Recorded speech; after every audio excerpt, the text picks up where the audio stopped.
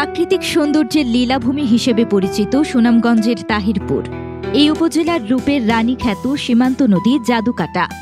ভারত থেকে নেমে আসা নদীতে গিয়ে একটি দৃশ্য প্রথমেই সবার চোখে পড়বে, কয়লা উত্তোলন।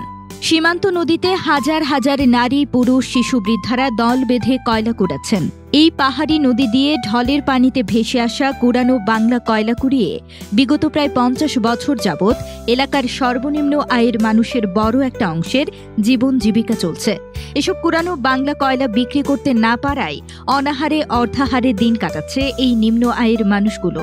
এছাড়াও এই এলাকার অনেক স্কুল পড়ুয়া কোমলমতি শিশু পাহাড় থেকে বয়ে আসা নদী থেকে কয়লা উত্তোলন করে সেই কয়লা বিক্রি করে পরিবারের অভাব ঘোচায়। তারা জানায়, আমি মনে করেন ডেলি 2 বস্তা 2.5 বস্তা তুলতে পারি, বুঝলি? 500 টাকা 5.5 বস্তা বেশি, কোনো মতে সংসারটা হেসতে গেছে আর কি। কোনো মতে মানে কোনো আয় করতে পারি না, বুঝলি না? মানে নিয়ে খাই আর সমান সমান আর কি, মানে ছেলে মানুষ লেখাপড়া করাই, মানে কোনো মতে চলতে না হারাকার দম, বুঝে না? আর কইলা মূলত তুলি 12 তোল দেয়, মানে কুদাল দিয়া, মানে উত্তর পানিতে গোড়া পানিতে, বুঝলি না? এই মেয়েরা কইলা নৌকা নিয়ে, নৌকা আছে না, নৌকা নিয়ে তুলে আর কি, বুঝে। 1 বস্তা কয়লা এনে মনে করেন যে 1200 দিয়ে কিনছি, ঠিক আছে? আর এবার মনে করুন যে 400 টাকা বেতন লাগতেছে। উপরে জোর মানে একবারে স্যাম্পল বড় কলে যেটা, এটা আনলে আপনারা মনে করেন যে 500 টাকা বেতন পাই।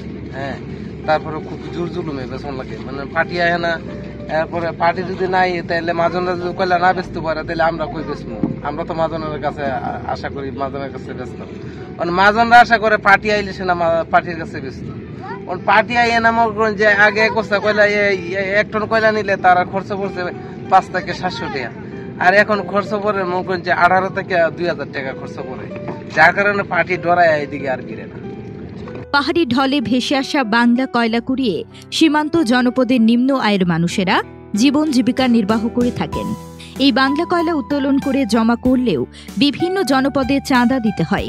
এসব কুড়ানো কয়লা স্তূপ করে রেখে পরে একসঙ্গে বিক্রয় করা হলেও এখন আর বিক্রয় হচ্ছে না।